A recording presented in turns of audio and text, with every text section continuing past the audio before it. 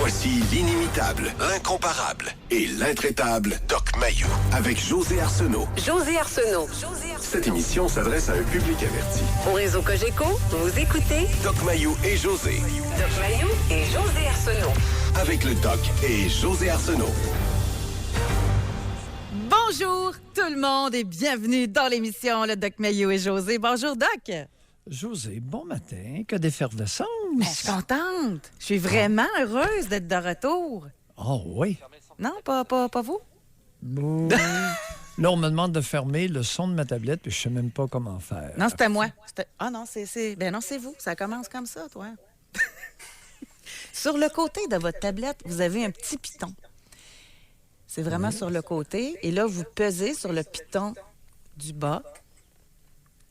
Et ça devrait être correct. Je l'ai fermé, là, c'était sur le haut. Ah, OK. Bon, c'est pas grave. C'est pas grave. OK. Je sais pas dans quel sens vous étiez, c'est pour Bon, ça. OK, Parce que oui. pour les gens, il y a des nouveaux qui sont avec nous aujourd'hui.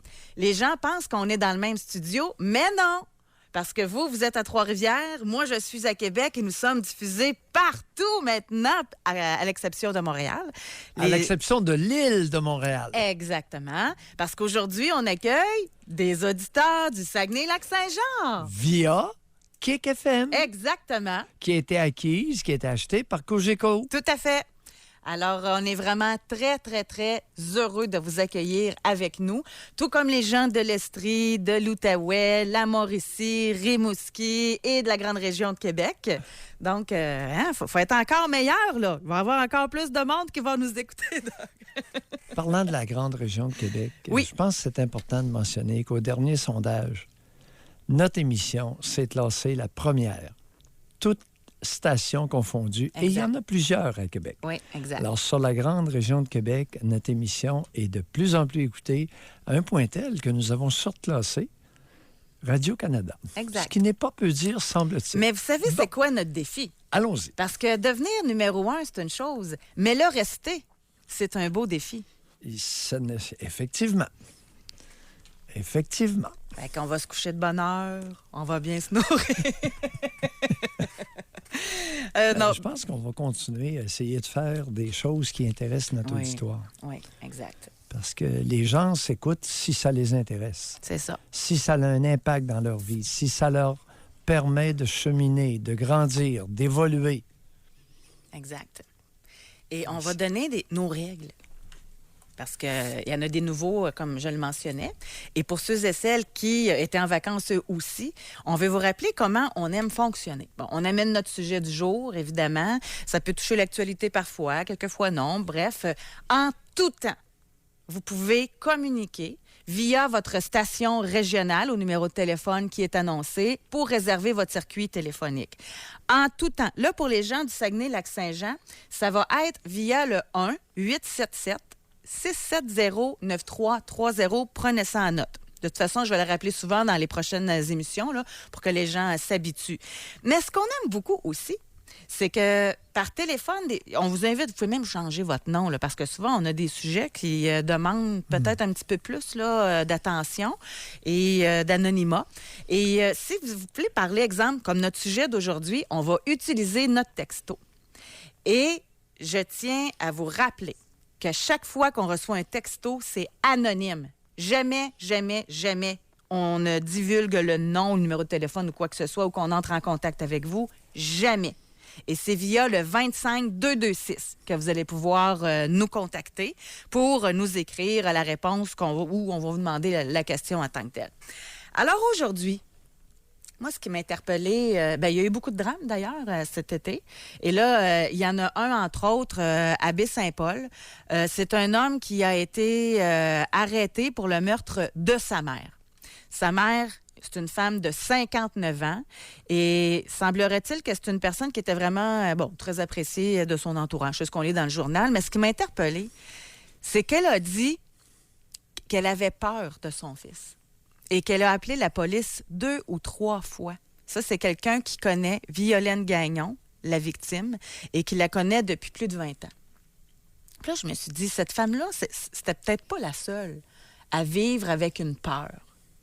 Et aujourd'hui, c'est la peur, notre thème. Mais pas la peur des bébites, la peur des araignées puis la peur des tornades. Là, on va parler de l'humain. Avez-vous vécu ça? avoir peur de quelqu'un, que ce soit votre conjoint, comme dans le cas de Mme Gagnon, de son fils, peur d'un collègue à cause de l'intimidation, ça doit être vraiment difficile à vivre, ce sentiment-là, surtout quand ça vient d'un proche, là. Définitivement. Et des jeunes. On interpelle les jeunes aujourd'hui, ils sont en vacances. On en profite pour les interpeller.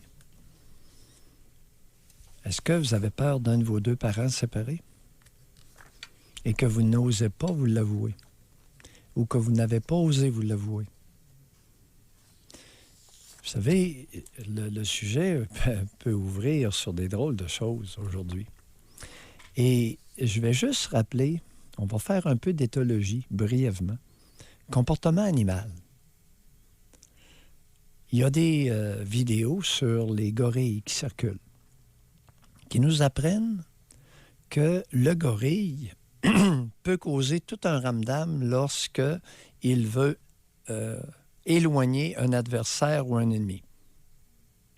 Il peut créer tout un ramdam. Il brasse les arbres, il arrache des petits arbrisseaux, il crie, il s'épivarde, il essaie de faire peur. Il essaie d'intimider l'adversaire.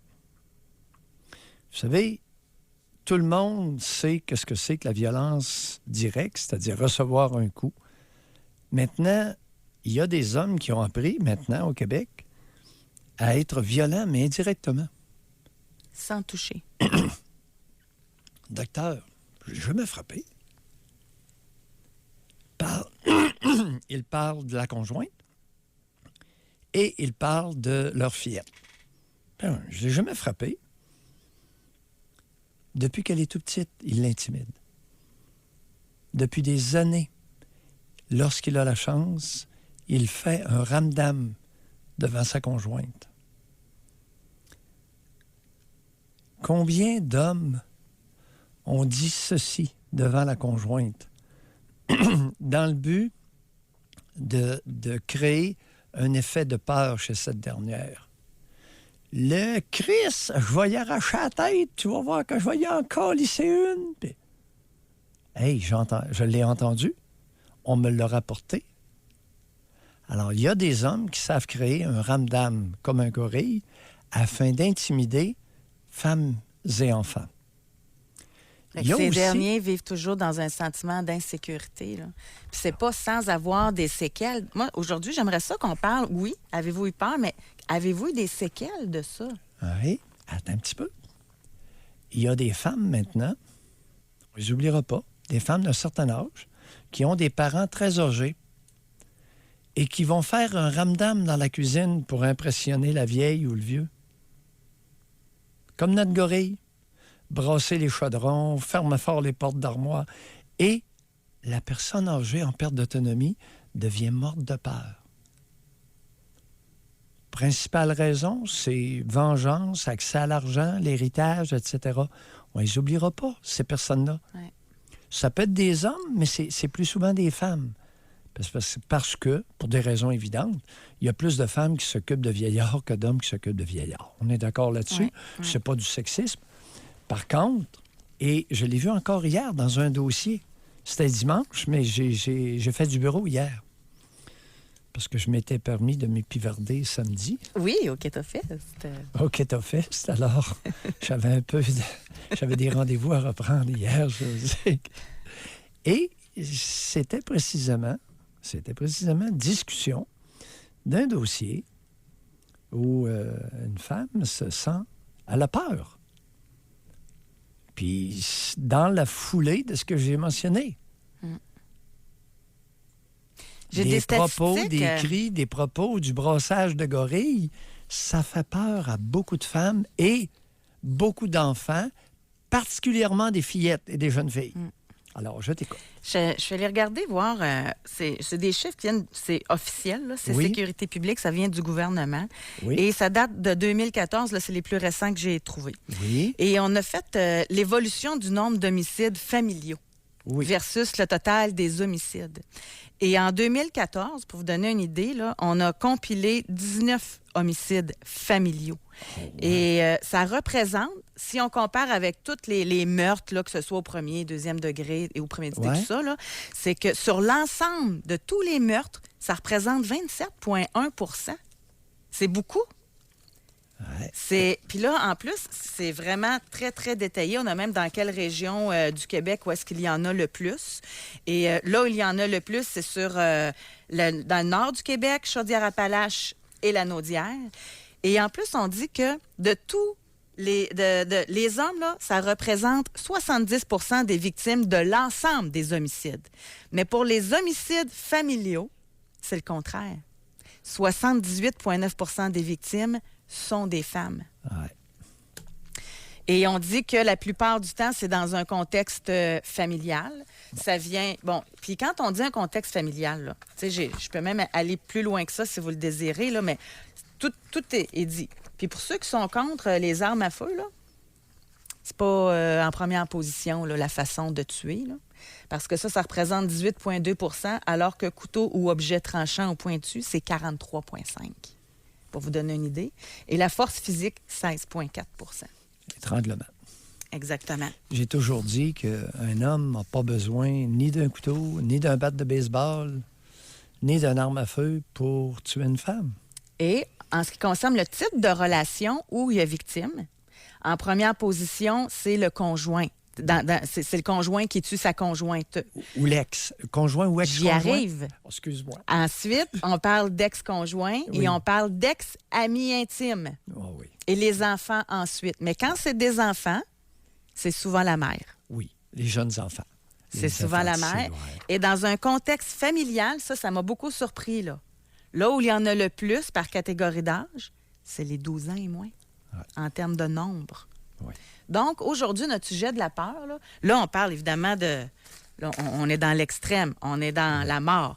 Mais au niveau de la violence, là aussi, il y en a beaucoup. Il y a des statistiques qui ont été faites et 6 % des personnes étant ou ayant été en couple ont déclaré avoir été agressées physiquement ou sexuellement par leur conjoint ou ex-conjoint au cours des 5 dernières années.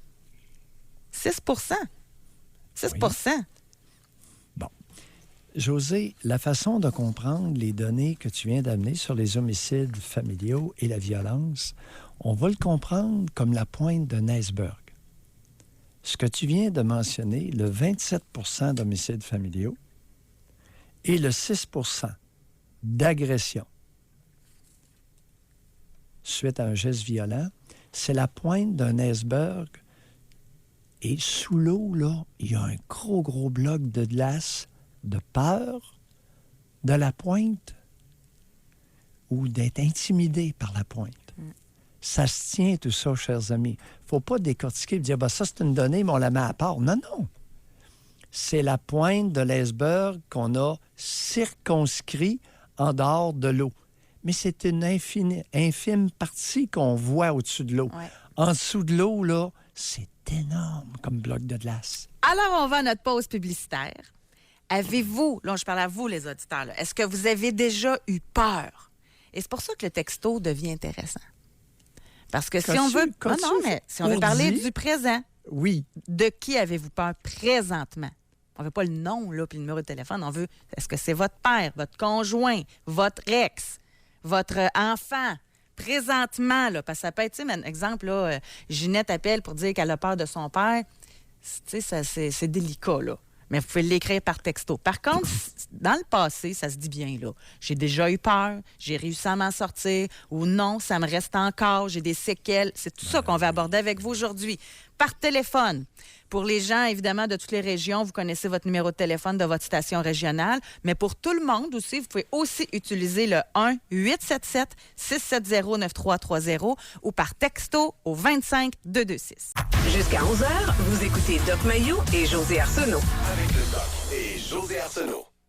Bon, je le sais qu'on commence raide là, par téléphone, mais vous êtes évidemment toujours les bienvenus et vous allez découvrir que ça vaut la peine de téléphoner parce que ça nous permet d'aller beaucoup plus loin, tu sais, d'approfondir là, ce que vous avez à nous dire. Puis c'est très aidant là, pour plusieurs personnes. Alors, notre sujet aujourd'hui, c'est la peur. De qui avez-vous peur ou de qui avez-vous déjà eu peur dans votre vie? Puis est-ce que ça vous a laissé des séquelles?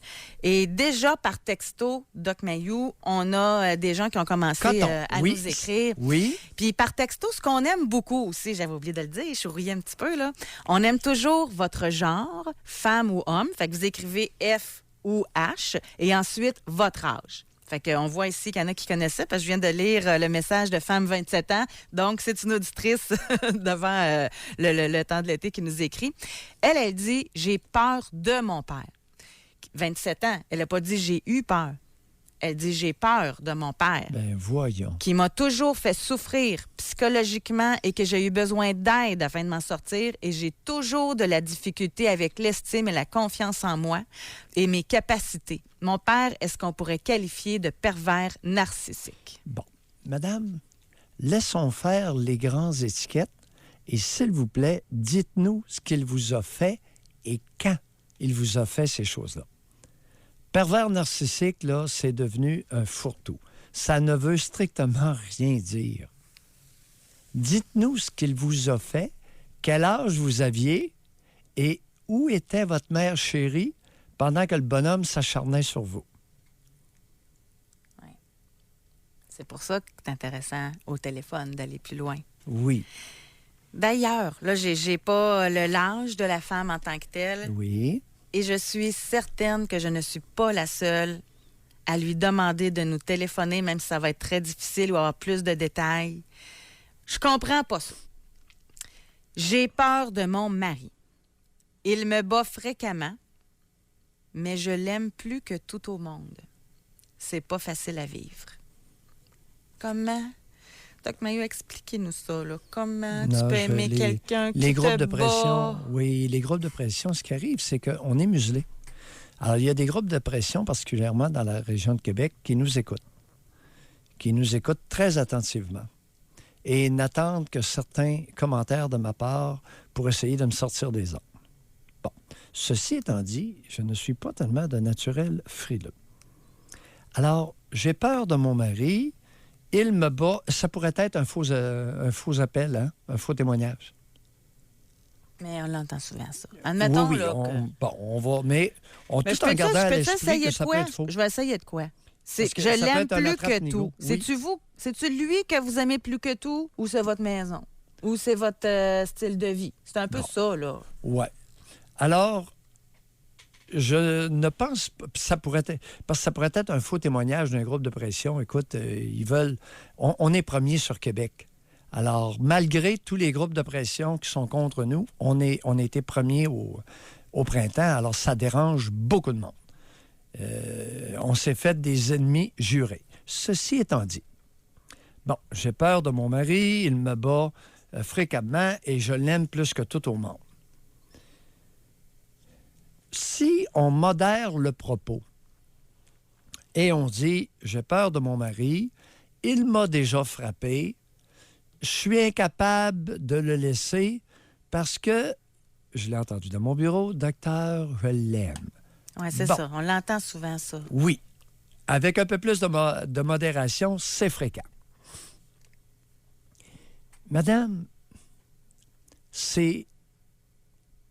je pense que c'est un gros mensonge à vous-même. Il se pourrait, on va y aller par commentaire hypothétique. Il se pourrait que ce soit un gros mensonge à vous-même pour mieux cacher des raisons que vous n'osez pas vous avouer. Raison consciente, raison inconsciente. Raison consciente, la maison, les activités sociales, les voyages, le revenu annuel du conjoint peuvent être... L'entourage, là, les amis, la famille... Les parties sur le bord de la piscine, puis toute une série de choses. Raison inconsciente, maintenant.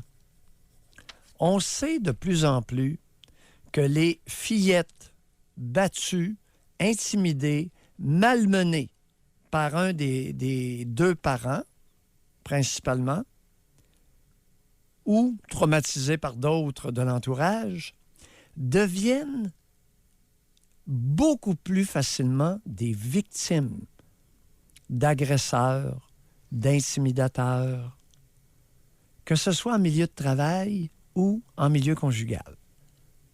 Il y a Oui, un autre angle que je vais amener, parce que c'est drôle, pendant l'été, c'est arrivé en discussion. Quelqu'un que je connais qui est dans une relation toxique. Et cette personne-là a tellement peur de la solitude, d'être seule, qu'elle préfère endurer cette situation-là. Des fois, ça peut. La peur de la solitude, là, c'est fort pour certains. oui, mais attends un petit peu. Là, écoute, on va y aller avec parcimonie. Parce que c'est un nouveau vocable, ça. Pervers narcissique, relation toxique. Ça veut dire quoi? Il y a des relations toxiques en apparence qu'ils sont beaucoup moins lorsqu'on gratte.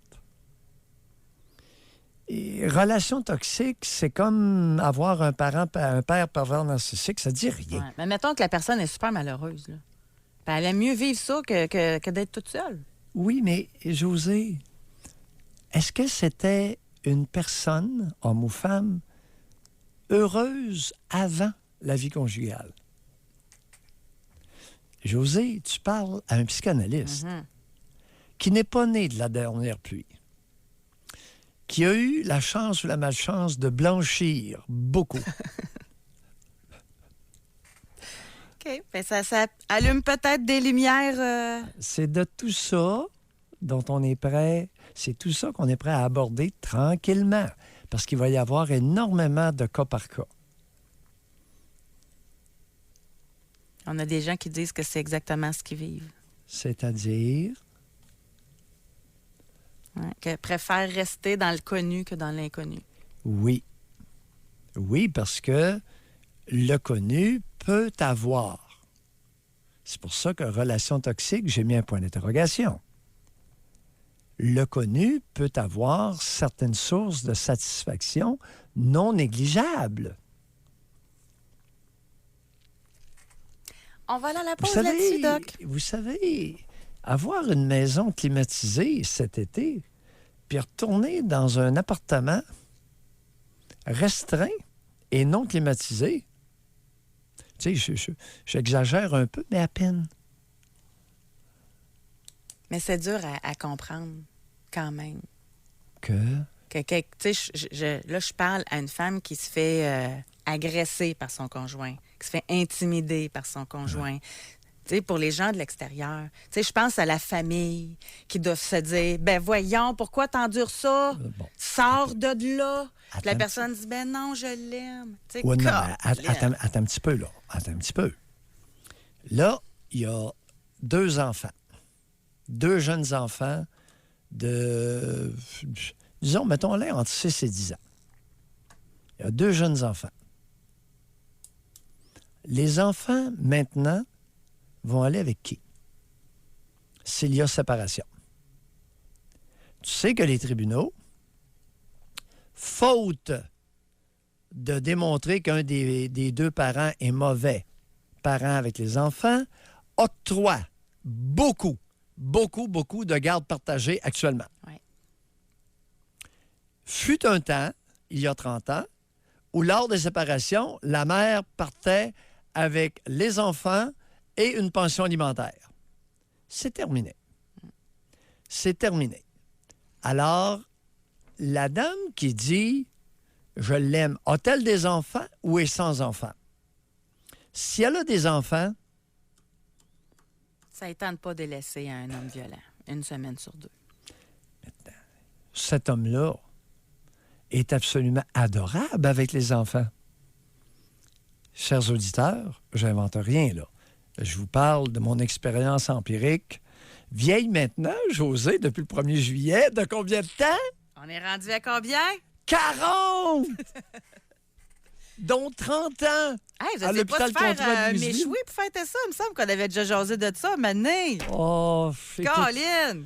je l'ai Hey, ça se fête, ça! savouré intérieurement. Avec un petit bourgogne? Non, Même pas? même pas d'alcool. Non, Même je pas? l'ai savouré en travaillant. Écoute, le 1er juillet, ça a fait 40 ans Hey. que j'ai débuté ma profession de psychiatre. Fait qu'il y en a derrière À la barbe. Trois-Rivières, oui, ben, et de psychiatre et psychanalyste. Ouais. J'ai toujours fait les deux.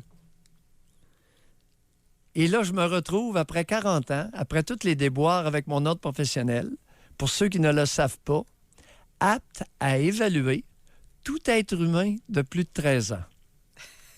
José, C'est bon. ça fait du bien.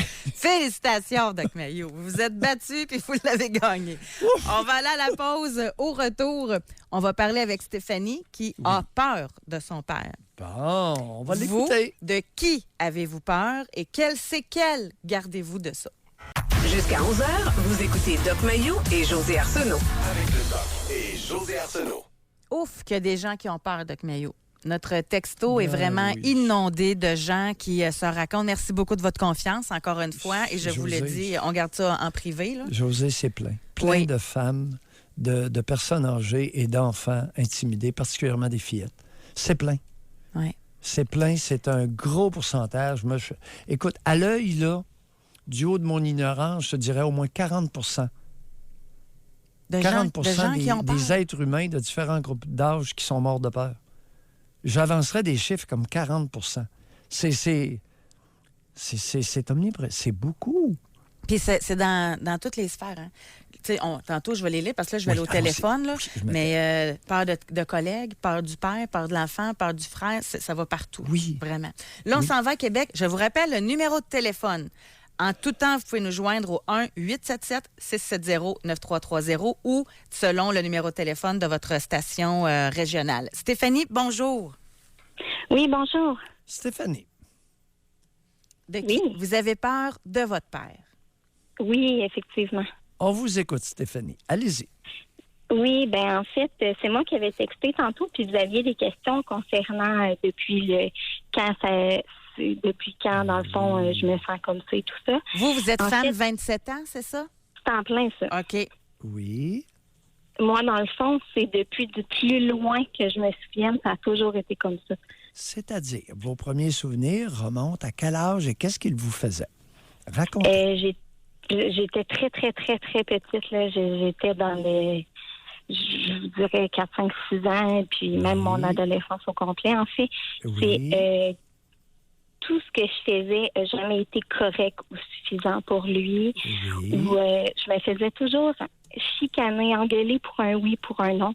Mon frère faisait une connerie, puis je me faisais dire il criait dessus, puis il disait qu'il était rendu aussi con que sa sœur. Tu sais, j'ai toujours été le bouc émissaire de tout le monde. Tout était tout le temps de ma faute.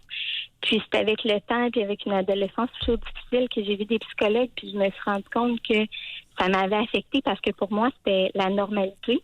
C'est vers l'adolescence, en consultant, parce que j'étais très Oui. malheureuse et tout ça, que j'ai découvert que c'était pas, ça venait pas de moi, là, que c'était mon environnement, puis que c'était... Stéphanie, Puis- on va vous inviter, au bénéfice des auditeurs, décrivez des propos, des comportements, le pire qu'il disait et faisait. Quand il vous chicanait ou vous engueulait, c'était quoi le pire? Donnez-nous des exemples concrets.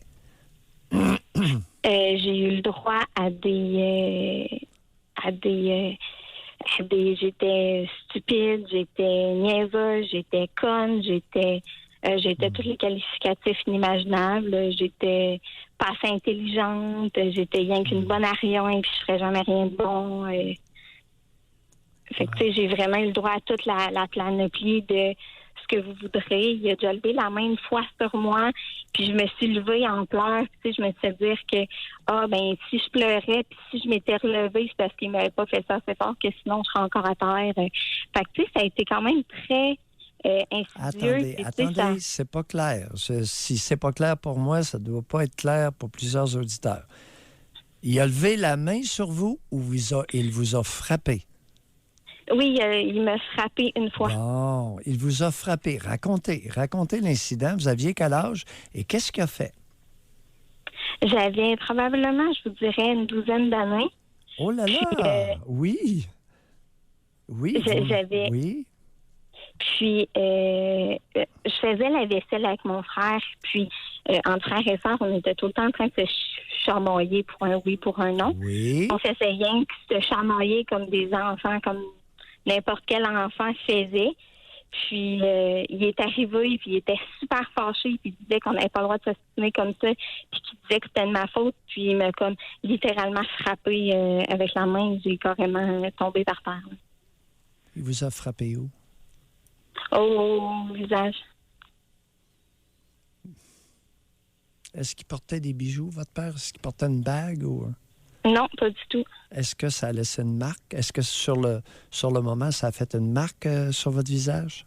Mais c'est venu rouge, là, puis c'est sûr que moi, j'ai comme été par terre parce que puis je pleurais de tout ce que je pouvais pleurer, puis j'avais tout le côté rouge, mais tu sais, j'ai pas eu de bleu ou de... Non, vous avez eu... C'est devenu rouge. Vous vous souvenez? Vous êtes tombé par terre? Oui. Comment vous expliquez que vous soyez tombé par terre suite à une claque? Probablement. C'était tellement... Je sais pas. C'est ça, les cris et tout ce que vous voudrez, probablement que je me suis comme effondrée. Je sais pas trop pourquoi. Vous savez pas trop pourquoi? Est-ce que vous regardez de la boxe parfois? Non. Quand un boxeur mange un bon coup dans le côté de la tête, qu'est-ce qui peut lui arriver? Ou à la mâchoire, qu'est-ce qui peut lui arriver? Une commotion cérébrale? Non, il tombe par terre avant d'être commotionné. Je pense, il se pourrait que quand il vous a frappé à 12 ans, probablement qu'il vous a frappé sur le côté de la tête et vous a assommé. Vous êtes tombé à genoux parce qu'il vous a knock-outé. C'est un knock-out. José n'est pas tombé à genoux pour pleurer. Non. Il l'a assommé. Il y a des hommes qui assomment leurs enfants. Écoutez, ça m'a été rapporté, un enfant de 6 ans, son père, 6 pieds 1, travaille physiquement, une de ses claques dans le côté de la tête, le gamin a plané. Il a tout échoué ses matières de première année. Il était commotionné. Il l'a assommé. Il y a des hommes régulièrement qui assomment leurs enfants. Et vous, Stéphanie, en tant qu'adulte maintenant, c'est quoi votre lien avec votre père? Ben, je vous dirais que c'est tendu et c'est très... c'est plutôt... moins je le vois, plus... tu sais, c'est quand je le vois, c'est très... comment je peux vous dire ça? Je cherche absolument pas la confrontation. Même ce qu'il dit, il n'y a pas d'allure. On dit que c'est des mensonges. Puis je fais ça pour se rendre intéressant. Je dis oui, de la tête, puis je fais comme si rien n'était. Tu sais, j'essaie pas de chercher la confrontation parce que ça ne servira à rien. Oui, Stéphanie.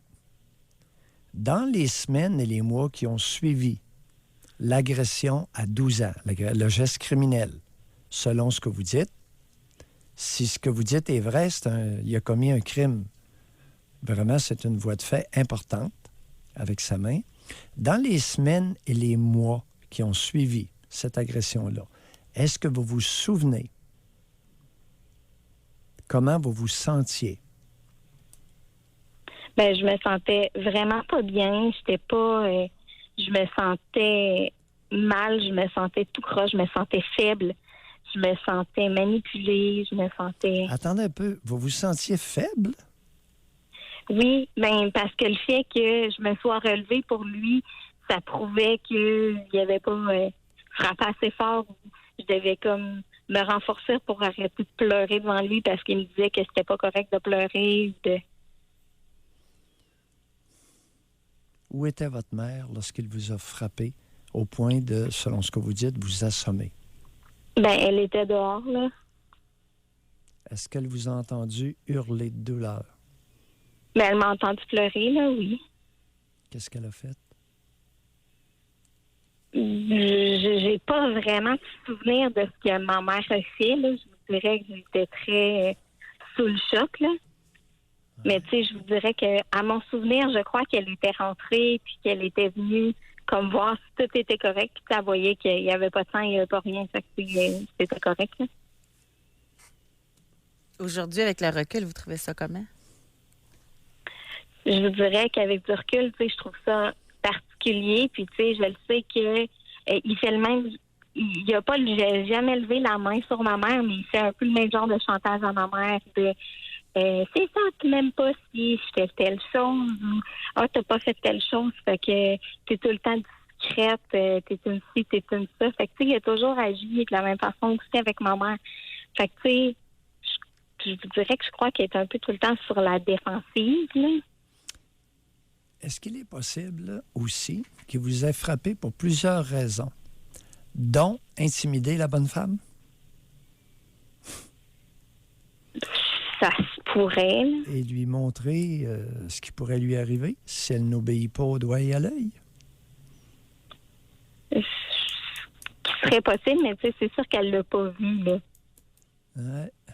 Elle était pas là, mais c'est sûr que tu sais, on le voit aussi, là. Stéphanie, vous aviez pas de sang, mais elle n'a pas vu la rougeur dans le côté de votre visage, n'est-ce pas? Elle n'a pas vu ça. Elle a dû l'avoir vu, mais tu sais, elle a peut-être pas osé parler. Je sais pas, j'étais comme pas... Qu'est-ce qu'il faisait dans la vie? Votre géniteur faisait quoi dans la vie? Il a fait toutes sortes de travail un peu à gauche, à droite. Est-ce que c'est un homme qui était costaud physiquement ou c'était un maigrelet comme moi? Oh non, mais il est quand même grand carré, là. C'est un grand carré, c'est pas un petit chicot comme moi, là. Non, non. Et comment ça va aujourd'hui, Stéphanie? Ben ça va quand même bien, mais c'est ça, c'est avec une psychologue et tout ça, tu sais, j'ai pu avoir de quoi à me montrer le lâcher prise de, tu sais, je le vois comme un peu maltraiter ma mère ou quoi que ce soit, ou me maltraiter, c'est d'avoir un lâcher prise sur la situation, puis je peux pas aider ma mère qui ne veut pas s'aider elle-même, puis de lâcher prise de je ne peux pas le changer, je le changerai pas. Mais moi, je peux changer, puis moi, je peux m'améliorer. Intéressant. Intéressant, votre cheminement, Stéphanie. Intéressant. Continuez. Ah ouais? Oui. Bye. Merci, Stéphanie. Merci. Merci, au revoir. Au revoir. Je vais me permettre un commentaire. Lâche-toi. T'es la mère d'une petite fille qui s'est tellement fait frapper qu'elle tombe à terre. Il me semble que tu vas la prendre dans tes bras pour la réconforter ou tu fais de quoi? Tu fais pas juste voir, il n'y a pas de sang, me retourner faire mon lavage. Mon commentaire est dit. On va à la pause. Au retour, nous avons Sophie qui a peur de son frère et Hélène de son père. Jusqu'à 11h, vous écoutez Doc Mayou et José Arsenault. Avec le Doc et José Arsenault. De qui avez-vous peur ou de qui avez-vous déjà eu peur? 1-877-670-9330 ou par texto 25226. Par texto, juste avant de parler avec Hélène, femme 42. Ça fait plus de 20 ans que j'ai peur d'un ex-conjoint qui m'a violée. Chaque semaine, je vérifie si je le trouve sur les réseaux sociaux et je le bloque systématiquement afin d'éviter qu'il me voie par hasard un jour dans des suggestions d'amis. Malgré les thérapies, cette parcelle de peur me hante tous les jours secrètement. J'en suis épuisée. Même si je suis capable d'avoir de l'intimité avec des hommes, j'ai toujours la crainte de me faire violer. Ça fait 20 ans, là, que cette femme traîne ça. Appelez-nous, madame. On va gratouiller. On va parler maintenant... Quel a été le contexte du viol? Parce que c'est un viol intraconjugal, là. Ou suite à une séparation. C'est pas un viol par un étranger, là. En quoi consistait l'agression? Dans quel contexte? Et contextuer l'histoire personnelle qui a précédé. Madame, vous avez 42 ans, ça vaut peut-être la peine qu'on explore et qu'on essaie de vider un abcès. Ça pourrait. Oui.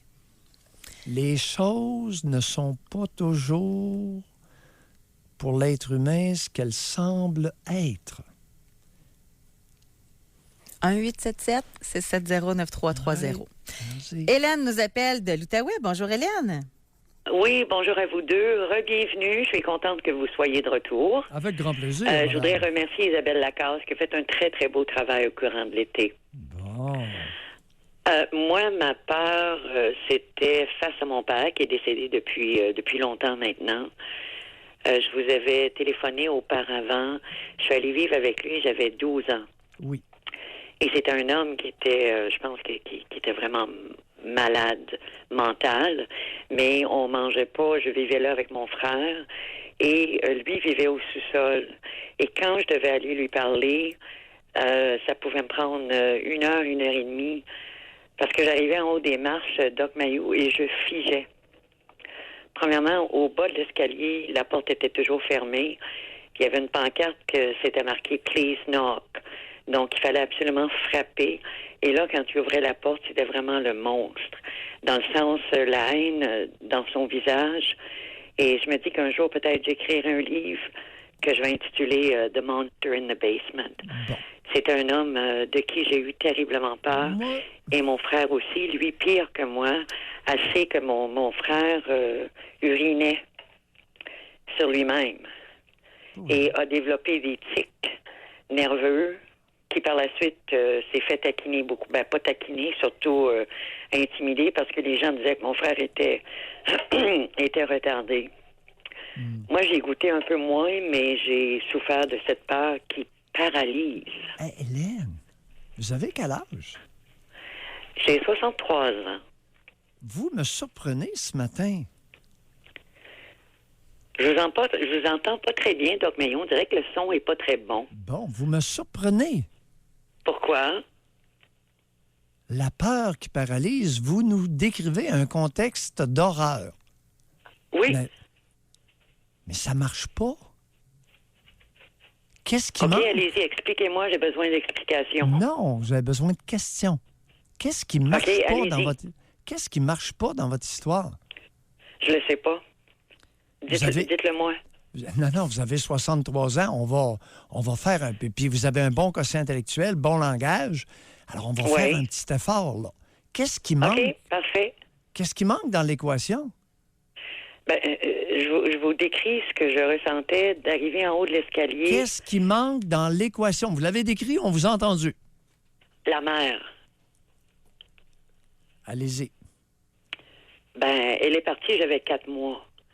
Donc, là, on a été placés dans un orphelinat et j'ai connu un premier foyer nourricier à 7 ans. Et puis à 12 ans, je me suis retrouvée comme ça chez mon père. Donc, pourquoi, comment, j'ai jamais eu d'explication. Bon. Si vous écrivez un livre, n'oubliez pas de faire enquête sur votre génitrice. Rendons à César ce qui appartient à Albertine. Ça, je suis d'accord avec vous, mais alors, moi, je suis de la région... où étaient les services sociaux? Où étaient les adultes? Où était la parenté? Où était la génitrice alors qu'on vous a confié à un malade psychiatrique possible? Doc Mayou, on retourne dans les années début 60. Bye, Hélène. Bye, Hélène. Rendons à César ce qui appartient à Albertine. Bye, Hélène. On a ici, juste avant de parler avec Sophie, femme, 27 ans. Oui, attends un petit peu, juste un commentaire. C'est incroyable comment des êtres humains dans la soixantaine peuvent distorsionner, occulter des pans de leur vie. Par protection. C'est qu'il est possible, malheureusement, une possibilité, c'est qu'Hélène soit née de 2 patients psychiatriques. La mère ou une déficiente avec un malade psychiatrique. Ça peut arriver, ça arrive des fois. Hein? Où étaient les adultes? Allons-y. Oui. Femme, 27 ans. J'ai peur que ma génitrice meure et que je ne verse aucune larme. J'ai peur de ne rien ressentir. J'ai peur d'elle depuis que je suis née. Le lien mère-enfant ne s'est jamais créé. Elle a passé sa vie à m'humilier, me dénigrer, me menacer, me manipuler, me battre, m'inculper ses valeurs immorales pour se remonter. C'est une femme avec le cœur noir rempli de haine. Elle est une coquille vide qui n'attend que de se faire remplir par une poignée de change. Conséquence, j'ai été vulnérable, estime personnelle à 0, plusieurs tentatives de suicide, victime d'agression sexuelle. Et quand j'ai eu le courage de lui en parler, elle m'a dit « Ben oui, puis moi avec, puis je suis pas morte. » Morale de l'histoire, si vous êtes issu d'une génitrice sans aucune capacité maternelle, n'allez surtout pas la confronter avec son incompétence. Vous allez vous faire retourner comme une crêpe. Puis vous n'êtes pas obligé d'aller au salon mortuaire non plus. On va parler avec... Et votre peur de rien ressentir, chère madame, est tout à fait fondée dans les circonstances d'après ce que vous venez de... le peu que vous venez de raconter. Sophie, bonjour et bienvenue dans l'émission. Bonjour, bon retour. Oui, Sophie. Moi, j'ai peur de mon frère parce que c'était mon meilleur ami, mon vraiment, là, ma sécurité émotive. Quand j'étais jeune, il a abusé de moi. Puis, à un moment donné, j'en ai parlé à ma soeur. Une soeur qui avait confiance. Là. Oui. Puis elle m'a dit, si recommence, tu me le retireras, puis on va le faire mettre en prison. Fait que c'est sûr que j'en ai pas jamais reparlé. Mais Sophie... Je voulais pas que mon frère aille en prison. Oui, qu'avez-vous dit à votre sœur pour qu'elle vous recommande? Oui, qu'est-ce qu'il a fait? Il a fait des attouchements, il m'a demandé de faire des fellations. Oui. J'étais jeune, là.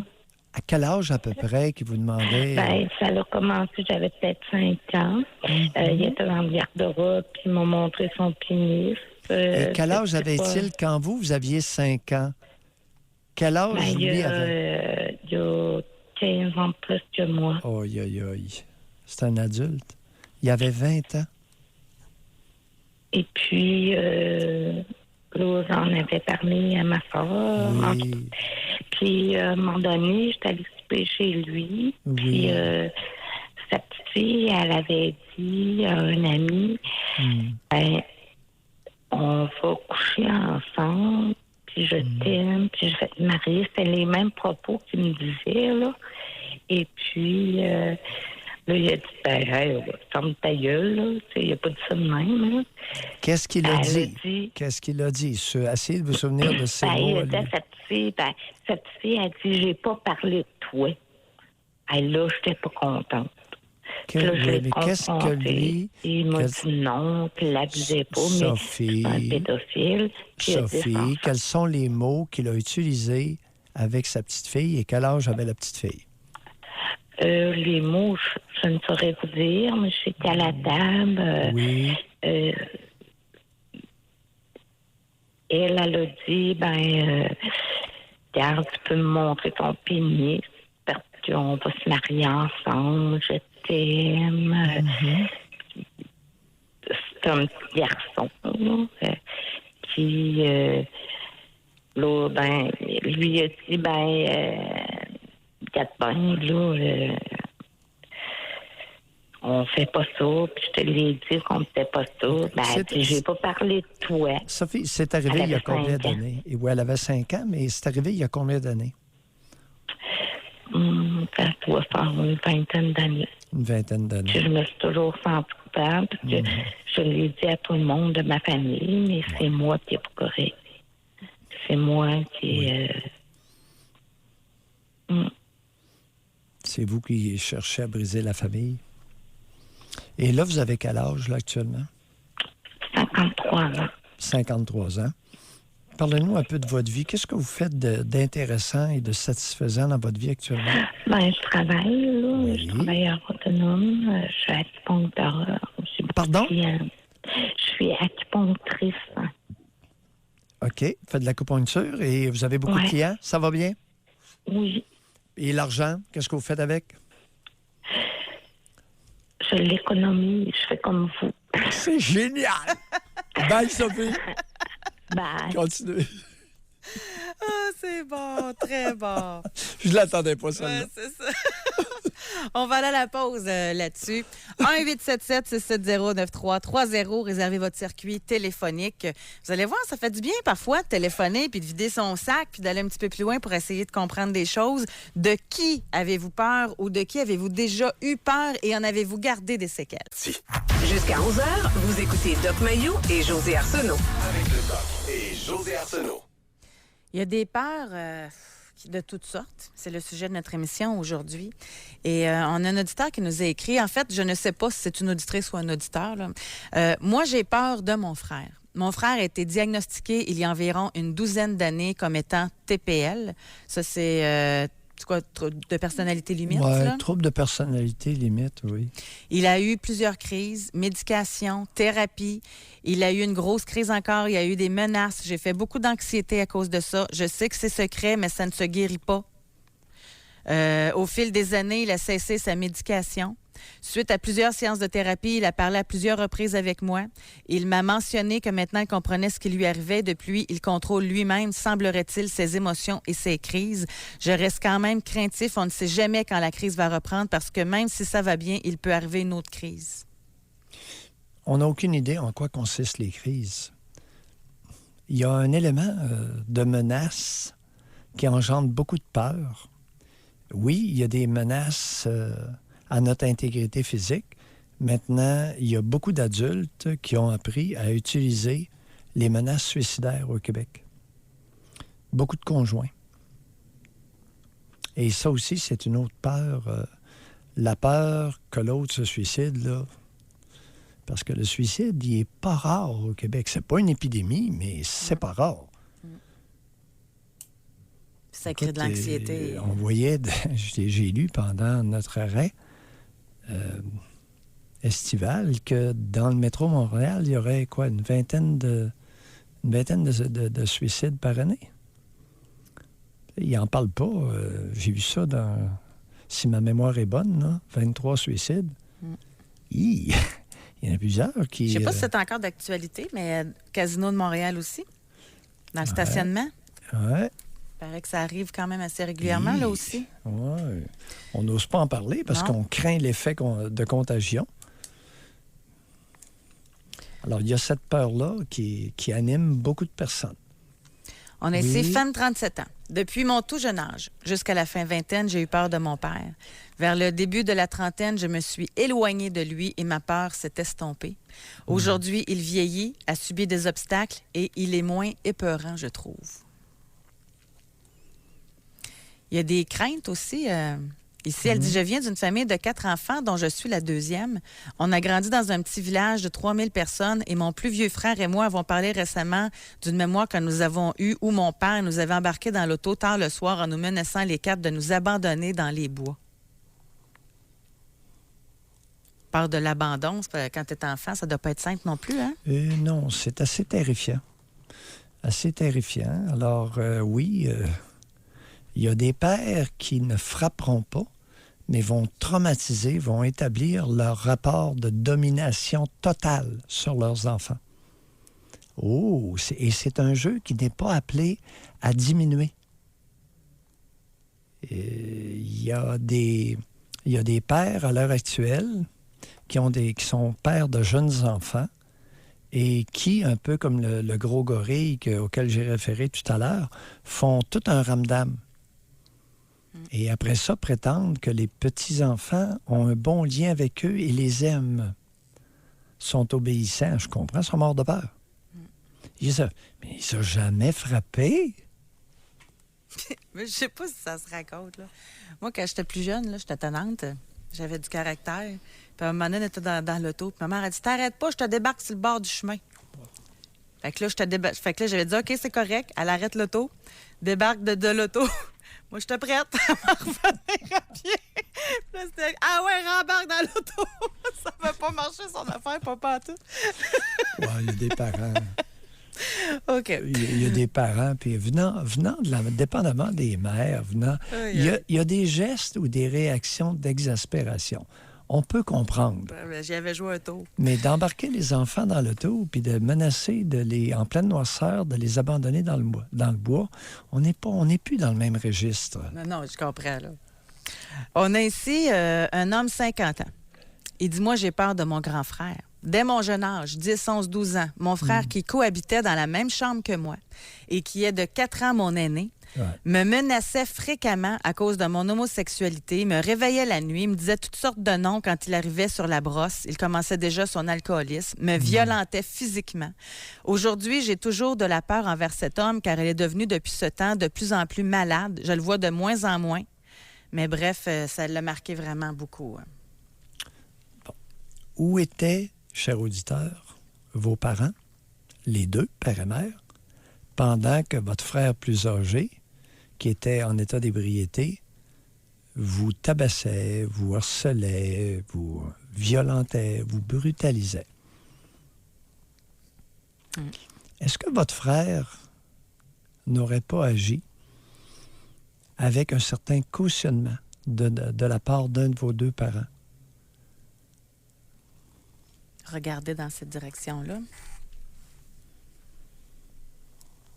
On a un texto qui nous dit on n'entend pas beaucoup d'appels ou de textos d'hommes, il me semble. Est-ce que la peur, c'est plus féminin que masculin? Ben, écoute, la différence de force physique entre les deux genres est définitivement la grosse voix et la différence de force physique sont définitivement des facteurs d'intimidation. Maintenant, mesdames, il ne faudrait pas sous-estimer vos menaces suicidaires. On a ici un texto. C'est une femme. Elle dit « À de nombreuses reprises dans ma vie, j'ai craint mes patronnes. Je suis une jeune femme travaillante et je trouve que les patrons féminins sont souvent plus sévères envers les femmes. Ne vous méprenez pas, je suis féministe et je valorise l'accès aux femmes à des postes de gestion, mais plusieurs femmes se sentent en compétition où je ne sais trop comment analyser ce comportement. Je me retrouve souvent à essayer de plaire pour ne pas me faire réprimander. » Pas plaire, vous écraser. Il y a beaucoup de femmes très contrôlantes, il y a beaucoup de femmes qui exigent l'obéissance. Et le mot « obéir » ne fait pas partie de leur langage. Tu m'écoutes pas quand je parle. Alors ça, c'est un discours de beaucoup de mères envers leurs enfants au Québec. Alors qu'on ne parle pas de l'écoute, on parle de l'obéissance. En poste d'autorité, la vaste majorité des femmes veulent être obéies au doigt et à l'œil. C'est une réalité québécoise dans notre culture. Dans les autres cultures, j'ignore comment les femmes se comportent. Mais ici, ça m'a été tellement rapporté, Josée, c'est même pas drôle. Mais il faut regarder ça des deux côtés. D'un côté, tu as la femme qui veut se faire obéir. Oui. Puis c'est pas mieux, la femme qui obéit. Tu sais, tu as les deux, là, qui ont à se questionner, je pense. Ben, écoute, si tu as été dompté depuis ton plus bas âge, à obéir aveuglément à ta génitrice, ça se pourrait que tu continues le même comportement avec la patronne. Tu as été dompté à ça. Ouais. Puis se retrouver avec quelqu'un de très équilibré, ça la déstabiliserait-tu ou... Ça pourrait. Ça pourrait être complètement déstabilisé. Parce que pour que ce pattern-là revienne régulièrement, il y a peut-être de quoi regarder là aussi? Oui, ça pourrait. On va aller à la pause. Il est 10h41. Ça va être notre dernière partie de l'émission. La première de notre retour. Alors, on n'a pas eu de monde du Lac-Saint-Jean encore? Là, on va faire vous déjeuner, là. Là, c'est notre première fois avec vous aujourd'hui. Fait que vous pouvez nous contacter via le 1-877-670-9330. On veut savoir de qui avez-vous peur ou de qui avez-vous déjà eu peur? Et j'aimerais beaucoup savoir, moi, aujourd'hui, si... Y a-t-il des gens qui ont déjà eu peur puis qui ont dit « C'est assez! » Ça se fait-tu, ça? Là, je veux déjà votre... On va attendre au retour de la pause. Je veux déjà votre réaction. Avez-vous déjà repris le contrôle sur quelqu'un qui vous faisait peur? Jusqu'à 11h, vous écoutez Doc Mayou et José Arsenault. Avec le Doc et José Arsenault. Bon, Doc Mayou, je vous ai posé une question juste avant, puis ça n'a pas appelé, hein? Fait que je sais pas si c'est des gens qui l'ont déjà fait. C'est peut-être que j'écoute trop de films, là, puis que dans ma tête, là, des fois, j'imagine des solutions qui n'existent pas. Mais admettons quelqu'un qui a peur, là, de son père, en tant qu'adulte, là, de son père, de son frère, de son conjoint, de son ex. Ça se fait-tu dire Là, c'est assez. Je reprends le contrôle. Tu me fais plus peur. Arrête. Ça se fait-tu, ça? Ou... Ce serait beau, c'est noble. Ça fait un beau film. C'est grand, c'est un beau film. Maintenant, la peur, généralement, intrafamiliale ou entre des proches ou intraconjugale, et de longue date, n'est pas suite à un incident. Tu sais, notre jeune femme qui a appelé tout à l'heure que son père a knock-outé avec une solide claque au visage. Ouais. Il l'a fait tomber à terre, il l'a assommé d'une claque alors qu'elle avait 12 ans. C'est pour ça que je lui ai demandé comment vous vous êtes senti dans les semaines qui ont suivi. Il lui a instillé une peur profonde qui est très difficile à réfuter, dont il est très difficile de se débarrasser. Et souvent, les parents crétins vont instiller un sentiment de peur très tôt dans la vie de l'enfant. Oui, mais docteur, les frapper juste une fois. Eh oui, un jeune de 6 ans, il était frappé une fois. Mais il s'en est jamais remis. Ça peut-tu amener la peur des autres aussi? Quelqu'un là, qui... C'est jamais pareil d'un cas à l'autre. OK. Ouais. C'est jamais pareil. Les êtres humains, c'est pour ça que je répète, il y a beaucoup de cas par cas. Alors, des événements communs peuvent engendrer toutes sortes de réactions. OK. On a notre premier appel du Saguenay. Oui. On va parler avec David. Bonjour. Salut. David. On vous écoute, David. Attendez un peu. Saguenay, de quel endroit? Vous appelez de quel... Chicoutimi. Chicoutimi. Allez-y, David, on vous écoute. Moi, quand j'avais 6 ans, ma mère, elle a amené un homme dans la maison. Puis, ma mère, c'est une femme gentille, puis c'est vulnérable. Ça fait que tranquillement, pas vite, lui, il l'a comme tassé pour prendre le dessus, puis lui, il m'aimait clairement pas. Puis, son but, c'était de me détruire ce que j'avais comme confiance, comme force, parce que là, on était tout le temps en guerre. J'avais 6 ans, puis on se criait après. Puis, c'est ça, ça a duré 10 ans de temps, là, que c'était un calvaire, puis que ma mère me l'a dit par après, quand elle s'est séparée, elle a dit, il était tellement manipulateur qu'il réussissait à me faire croire que c'était toi le problème. Mais, c'était pas le cas. David, on la croira pas. Alors, au meilleur de votre connaissance, quelles étaient les raisons principales pour lesquelles elle a fait entrer cet individu-là dans la famille? C'était une femme qui était toute seule depuis des années, puis elle le connaissait quand même, ça faisait longtemps, ils ont travaillé ensemble, puis elle le trouvait vraiment intelligent. C'est un comptable directeur général. Fait que c'est un boss, là. C'est un vrai, même dans la famille, même dans la maison. Là. On avait des manières d'agir comme dans une entreprise. David, puis, ça répond pas du tout à ma question. Elle l'a amené, elle avait besoin d'un homme. Elle avait besoin d'un homme. Elle était tannée de ne pas avoir un homme près d'elle. Qui vous a dit ça, qu'elle avait besoin d'un homme? C'est parce que c'est humain. Moi, j'ai besoin d'avoir une conjointe aussi. Oh, vous en savez rien. Vous avez déduit que votre mère avait... Vous avez déduit ça. Vous le savez pas. Elle me disait qu'elle l'aimait. Bon. Je l'aimais. Oh, elle l'aimait. Elle l'aimait. Maintenant, pourquoi l'aimait-elle? J'ai pas compris. Pourquoi elle l'aimait? Oui, pourquoi elle l'aimait, ce gars-là? Ça, c'est celle qui pourrait répondre, je pense. David, vous avez vécu 10 ans, là, dans la chaumière. Vous savez, il est arrivé, vous aviez 6 ans, et ça a duré 10 ans jusqu'à 16 ans.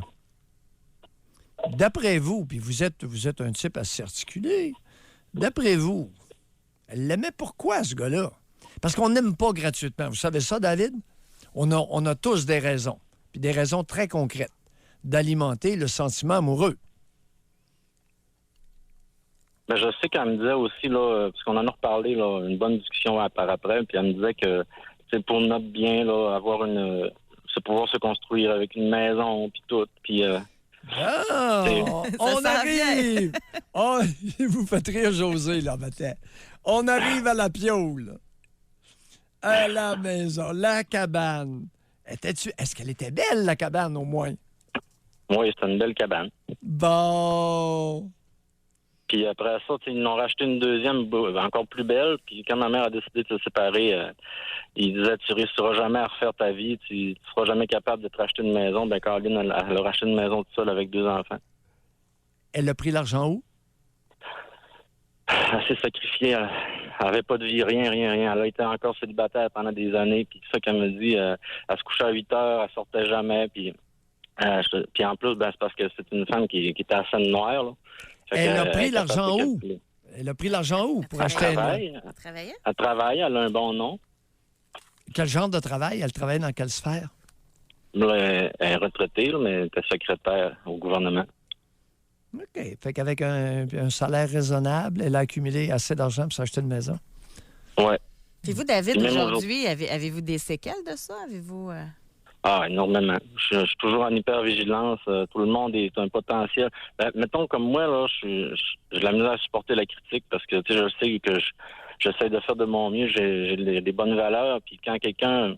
Des fois, c'est rien qu'en blague, là. C'est sarcastique. Là, il voit que j'ai des couteaux dans les yeux. Je vois tout le monde avoir la même réaction. Ils font, hey, j'aurais peut-être pas dû te dire ça, hein. Non. Puis là, aujourd'hui, moi aussi, là, je suis devenu genre super perfectionniste parce que ça empêche quiconque de pouvoir dire que j'ai fait une erreur. Fait que je n'ose pas avancer si je suis pas certain de pouvoir réussir. Vous avez Puis, quel âge, là? Là, j'ai 37 ans. Vous avez 37 Puis, ans? Oui.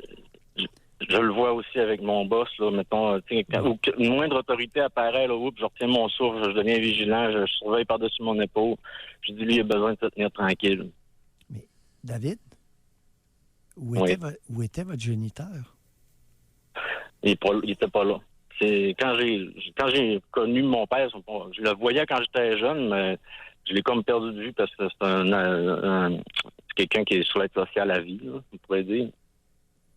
Puis problème d'alcool, problème de drogue. Puis quand je l'ai connu à 23 ans, là, j'ai commencé à dire, je vais aller voir c'est qui ce gars-là. Puis là, je pensais avoir découvert un ami, mais j'ai découvert quelqu'un qui était vraiment comme un mort-vivant, si on veut. Là, je l'ai réussi à le sortir. Je suis devenu son père. Tu sais. Je suis devenu le gars qui fait des livres, qui prend de l'argent, qui essaie de le faire sortir de sa misère. J'ai réussi parce que je l'ai amené à un moment donné dans mon logement. Mais aujourd'hui, je le vois plus, ça me tente plus, c'est une perte de temps. Vous avez joué au jeu parental pendant combien d'années, David? Je sais pas, là, je dirais une dizaine d'années, mais c'était genre même moi, au départ, j'étais sur l'aide sociale parce que j'étais pas capable de trouver un emploi. Personne ne m'aurait engagé, puis moi, j'étais pas prêt non plus. J'ai fait une grosse recherche intérieure pour moi-même, pour me rebâtir. Oui. Puis pendant cette période-là, c'est là que j'étais avec lui comme un ami. Puis après ça, quand j'ai réussi à me trouver un emploi, puis je l'entraînais avec moi. Puis c'est sûr. Mais c'était pas à temps plein. Là. On n'a pas été longtemps sous le même toit. Actuellement, vous œuvrez dans quel domaine? Sans être trop précis, là, si vous voulez pas vous mettre. En fait, on pourrait dire que je suis mécanicien, mais je suis un homme à tout faire. Je suis ultra polyvalent. OK. Débrouillard? Très débrouillard. C'est justement un des critères qui fait que je travaille là. On est des personnes vraiment là, complètement. Et comme salaire, on travaille à combien à peu près de l'heure? 17. 17? Pas pire, pas pire. Pas pire. Merci de votre appel, David. Lâchez pas. Ben, merci. Bye. Merci. On a ici l'émission tire à sa fin. Là, je vais lire un texto. Femme 38. Je suis en train de me séparer. Dès que je m'éloigne un peu, il me menace. C'est toujours contre mes enfants. Je demande juste d'avoir la paix, qu'ils partent. Il me reproche tout. Je suis à son avis la pire des filles, mais il reste. Je crois qu'il partira seulement quand il rencontrera une nouvelle proie.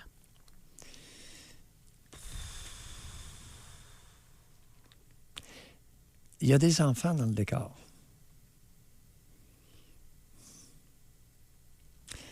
C'est pas simple. Vous savez, mesdames, si vous n'avez pas d'enfants, vous pouvez vous divorcer.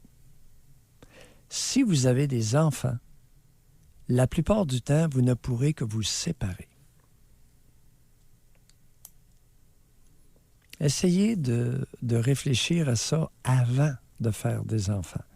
À partir du moment où il y a des enfants entre deux personnes, un homme et une femme, les divorces sont virtuellement impossibles. Il n'y a que les séparations de possibles. Je veux terminer en disant, femme 20 ans, oui, José, ça existe. J'ai réussi à surmonter la peur que j'avais en face de mon père. Aujourd'hui, je m'écrase plus devant lui et je me suis moins anxieuse depuis. Ça fait vraiment du bien. Et à l'inverse, on a reçu un texto de quelqu'un qui a dit oui, j'ai confronté et il m'a donné un coup de poing dans le visage. Fait que, allez-y selon votre propre histoire. Hein? Le résultat donne pas la même chose pour tout le monde. Ça, c'est important de le dire. La plupart des parents, il y a une règle une règle habituelle que j'ai constatée. La plupart des parents incompétents, lorsqu'ils sont confrontés par leurs enfants, versent régulièrement, souvent, dans le déni. Ben voyons, j'ai jamais fait ça. T'as tout inventé. C'est ce qui complète notre émission, Doc Mayou. Merci beaucoup à Benjamin. Je suis contente de te revoir, Benjamin. On se donne rendez-vous demain, même heure, pour le Doc Mayou et José. Soyez là demain, 9h30, pour une autre édition du Doc Mayou et José. Avec Doc Mayou et José Arsenault.